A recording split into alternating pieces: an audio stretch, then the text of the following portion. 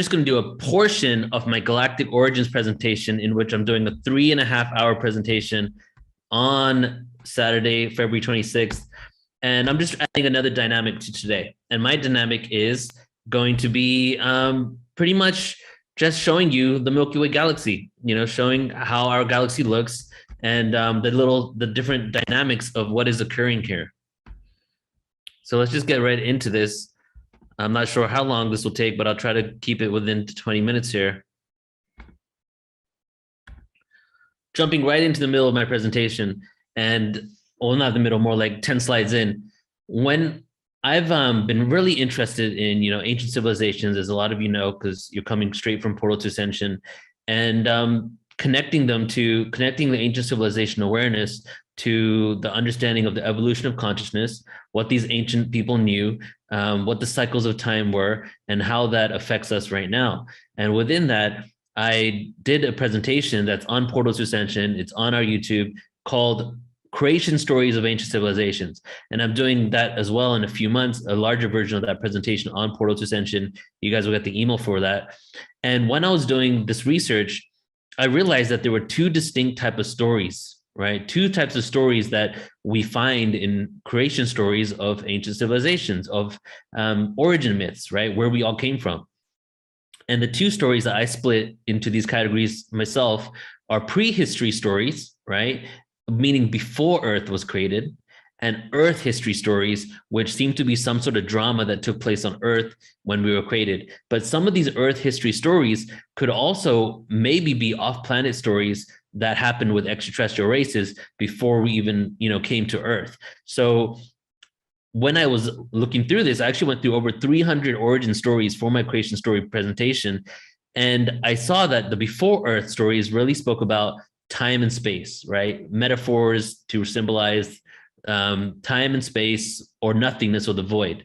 And then we have the stories of Earth's human origins, such as the Sumerian story, Greek's ancient story, Egyptian origin stories, and more. And then, of course, if you have like the Greek one, where you have Zeus and all that, that could be argued to be actually an extraterrestrial story that is beyond the experience on Earth. And here's an example of the prehistory stories. Well, in science, right, mainstream science, we have this. These are my own. I created these myself right here based on my research on what they're saying, just to kind of summarize it. Mainstream science, we have cosmological models maintain that 13.8 billion years ago, the entire mass of the universe was compressed into a gravitational singularity, the so-called cosmic egg, from which it expands to its current state following the Big Bang. So you probably heard of this one. This is the Big Bang story, right? Interesting to note, they actually use the term cosmic egg that comes from ancient scriptures, that same term. And then in metaphysics, spirituality, ancient stories, we have the cosmic egg represents potentiality. It is the pre-creation held within the chaos, waiting to become the cosmos. This duality then sets up a conflict found throughout world mythology, the duality of chaos and order, good and evil, light and dark, love and hate, right? So these are, in essence, the same exact story, but one is coming from, like, let's just say the linear side, and one is coming from the secular or the void side. Whereas the metaphysical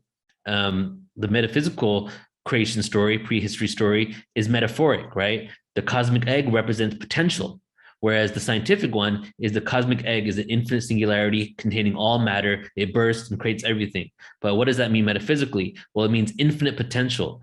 Infinite potential was in that one singularity. That singularity bursts into infinite possibilities, creating the duality that we currently exist in. And when you look at galactic origin stories, right, whether it's the Prism of Lyra, whether it's information that Flo shared today, or we're talking about just the origins of humanity in Sirius, or however it's connected, how we even got to this planet, we normally see that there's a combination of prehistory stories, right, time and space, beings coming from the void, the Elohim coming from the void, inhabiting Lyra or whatever, and then we have an Earth history component. So a galactic origin story, to me, is a combination of the two of them. So we have humanity's journey from inception, creation, to this current linear experience on Earth. This introduces the concept of a paradox of there being an origin when time is only a construct of our position in space relative to the sun. So here we have the universal paradox, right?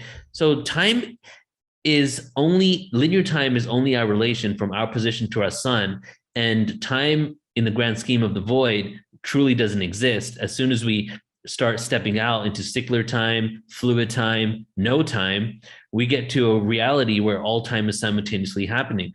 So when we talking about galactic origins, we are in essence speaking of a paradox.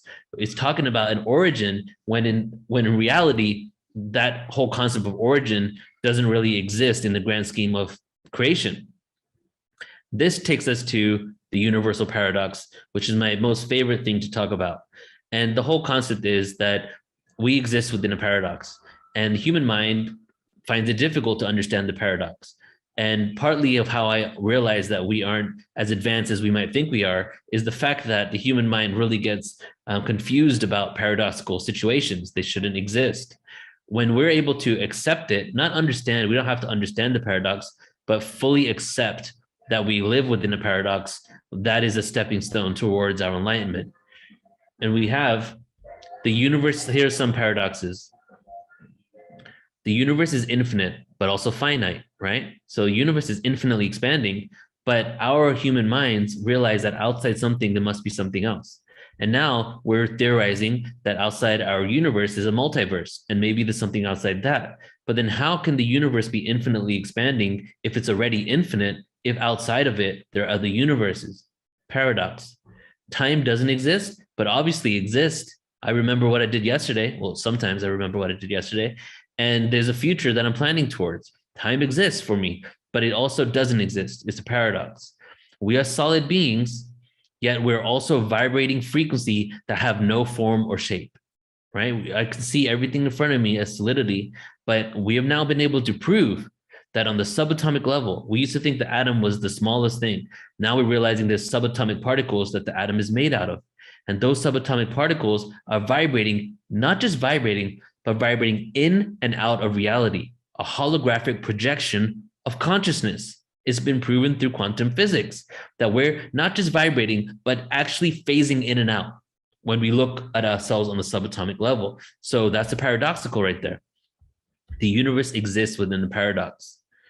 So before we get into more of the Milky Way dynamics here, I'm just going to break down the concept of dimensions a little bit and the mechanics of our galaxy.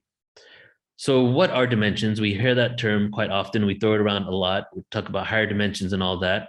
So here are two different takes on it, both the same take, but just through different lenses. We have the physics and mathematical perspective, and we have the spiritual and consciousness perspective. Physics and mathematics says a dimension of space is defined as the minimum number of coordinates needed to specify any point within it. Therefore, a line has a dimension of 1 because only one coordinate is needed to specify a point on it. Simple as that for when it comes to physics and math, right? It's only the beginning though. Spiritual and consciousness, a realm and or a frequency of experience that can be obtained through various forms of conscious awareness, soul contracts, karmic agreements, and more. I throw and more in there because for us to really know all the different ways to shift into different dimensions, I feel there is much more than we probably even realize. And if you heard any of Bashar back in the day, he would say that movement is an illusion. All we're doing is shifting into a parallel reality where we exist in that position already, right? So when I'm walking from one place to another, I'm just shifting from dimensional, from holographic projection to holographic projection, in which I just happen to be in that reality, but the illusion of movement is what I see. So the world as we know it has what we say 3 dimensions of space, which is length, width, and depth. Okay, so this is dimensions. 3 dimensions, length, width, and depth. But there's 1 dimension of time. A lot of people have speculated what the 4th dimension is.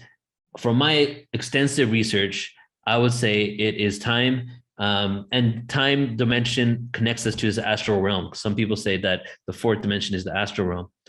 Physicists and mathematicians and spiritualists, they believe in the possibility that many more dimensions exist.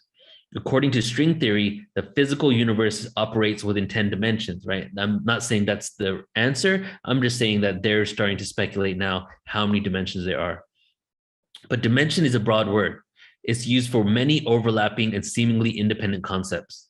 There's parallel dimensions, there's physical and spiritual dimensions, there's dimensions within the galaxy, there's a realm of no dimension, there's the void, which is a dimension, and then there's dimensions within a dimension, right? It is important to realize that these concepts and titles may have been spiritually informed, right, from some sort of awareness, some sort of enlightenment, spiritual connection, but these are also human constructs based on our perception and unique experience on Earth. We've lived in this realm, call it the Kali Yuga, call it the Dark Ages, call it a time of forgetfulness, right, of this dense frequency, in which we live literally in the age. The theme of the Kali Yuga, there's multiple themes, but one of it is hierarchy and authority, where we give up our power to authority, where we believe in hierarchy. Within this reality, within this Yuga cycle of hierarchy, we've created ideas such as higher and lower vibration. We've created ideas such as higher dimensions and lower dimensions. So as we use these words, it's important to note that these are still human constructs on the way we're explaining it. Beings in other dimensions may not even explain it that way. Some beings, if not many beings, believe us in this dimension, which is so dense, to be the masters of this reality and to be gifted such a beautiful experience on Earth in order for us to have this free will like experience. And back to what Bashar says, Bashar said that they believe us to be the masters of limitation. And that's not said in a derogatory way, right? We are the master, we've mastered how to be limited after we've been so expanded. So let's talk about time travel and how it connects to dimensions. As we go closer to the speed of light, time begins to warp and seems to slow down for that individual object. So theoretically, at the speed of light, time will completely stop. Okay, so if it slows down as we approach it, at the speed of light, time should stop. And then because if you're traveling at the same speed of light, but if you bend space and time, go through wormholes, have faster than light travel, or you can technically, theoretically, and what we're now seeing through UFOs that we're observing is that we can actually start going back in time, right? And a good example of this is when Superman in one of the movies went around the Earth faster than the speed of light in order to turn back time so that he could save Lois Lane from dying in that earthquake. I don't know if you remember that, but that was him going around the planet, going faster than light so that time would start reversing, and he was able to do that. I'm going to skip the time travel theories, and we're just going to go right to welcoming you to your home galaxy, which, if I get to that in a few minutes, may not actually be our home galaxy. Our galaxy is speeding through the space and Earth and is traveling through space at 1.3 million miles per hour. We're going 25 miles per second closer to the center of the Milky Way. We're also traveling alongside our local cluster 375 miles a second towards the Virgo cluster, an enormous collection of galaxies 45 million light years away. And here is just a kind of a layout of our galaxy and our rotation around it. You can see this line here says our current solar system orbit. So we're orbiting around our galaxy. And I don't know if you can notice, but we're actually not at the ends of the spiral in which we have been told since, before the 90s, but was definitely something I was taught in school. The Earth is at the ends of the spiral. We're now realizing that Earth and our solar system is positioned closer to the middle part of the distance between the supermassive black hole in the center of the galaxy and the outer arms. As we go through our galaxy, we encounter all types of cosmic weather that has an effect on our solar system. For example, when we pass through this area right here, passing through dark interstellar dust clouds could have altered Earth's climate, perhaps leading to episodes of global glaciation. So the whole component of we're directly responsible to the experience on Earth in regards to climate change and all of that has been proven to be not entirely correct. And the reason why is that our galactic climate or weather, if you will, has an effect not only on the consciousness of us on this planet, but also, the way our environment and ecosystem looks.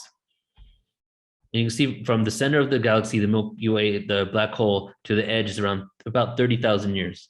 But this is interesting right here. Check this out, because right now I'm just giving you a little observation of our Milky Way galaxy, just to throw in some awareness here to just bring context to what we're speaking about, because we're going cosmic for this event.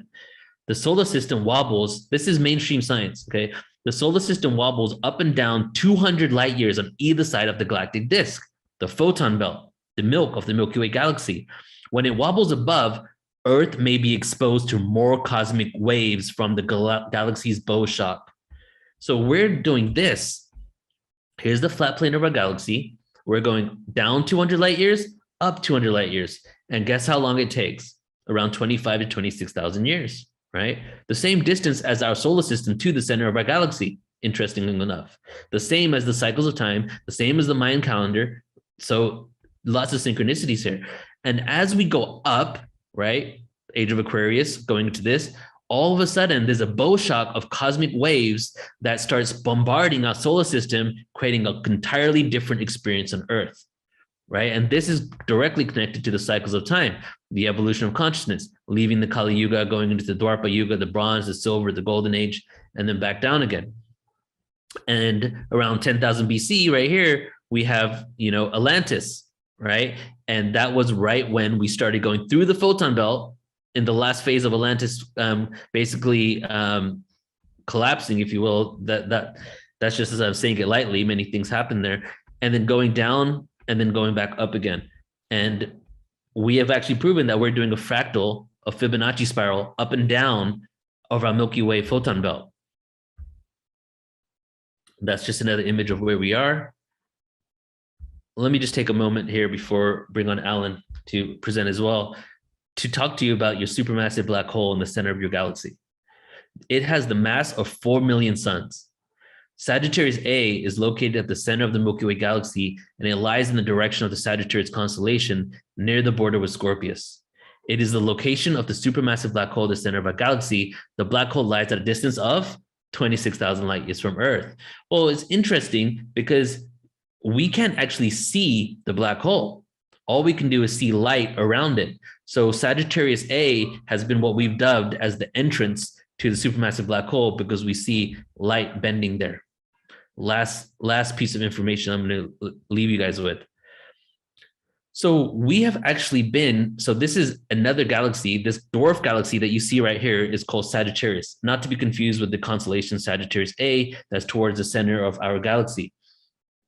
There has been this dwarf galaxy called Sagittarius, and some of you might remember from school that we were told that the Andromeda galaxy in many million years from now is going to collide with our galaxy, and we're going to merge, create a supermassive galaxy. Well, something on that level is actually already occurring and has been occurring for millions, if not over 1 billion years. There is a galaxy, a dwarf galaxy called Sagittarius right here that has been integrating with our galaxy. And this is an artistic representation of it. But now the next slide is going to be a slide of the last, I think, 1 billion years of how this galaxy integrated with us. But what's interesting is a new theory suggests that Earth originated in this galaxy. And there's papers on it, research studies, you'd have to go deeper into it. But basically that Earth was a part of that solar system, was in that galaxy. And many years ago, right, we became a part of the Milky Way galaxy. And as the solar system began, it was absorbed closer to the supermassive black hole. And then we started spiraling outwards in the reversal period of a supermassive black hole. Because now here's another thing that we've actually proven is that black holes have a reversal period, meaning they go through the opposite of what they do over certain periods of time. And the last time our supermassive black hole did that was millions of years ago, but we're still seeing the cosmic dust and ether and the matter that was spewed out from that. What is the opposite of a black hole? A white hole. Do all massive black holes or even black holes in general have a reversal period? So as the reversal period is happening, instead of sucking everything into the black hole, it pushes everything out. Earth may have originated, it's a theory, right, towards the supermassive black hole, and in the reversal period started going outwards towards where we are now. And now the supermassive black hole is doing the opposite, which is pulling everything in. However, some people speculate that the massive black hole is dormant in this moment. So here we go. Here's the next slide. You're going to see here the trajectory of the dwarf galaxy and how it's been integrating with our Milky Way. 8 billion years ago. Okay, so we're going to start from 8 billion years ago. 8 billion years ago, Sagittarius. 5.7 billion years ago. 3 billion years ago. 1.9 billion years ago. 1 billion years ago. Look at that infinite spiral. Current situation. One more time.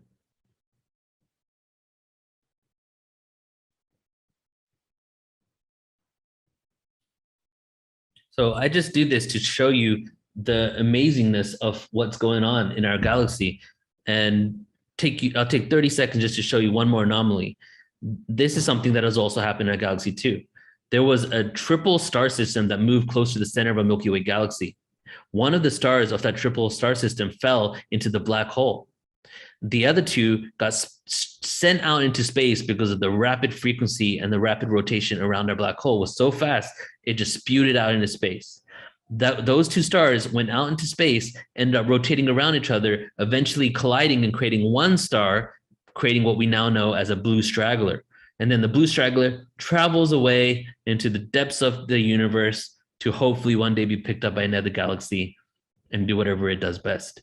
So there's amazing things going on in our galaxy all around us, and that's all I wanted to share with you guys. So let me get out of here.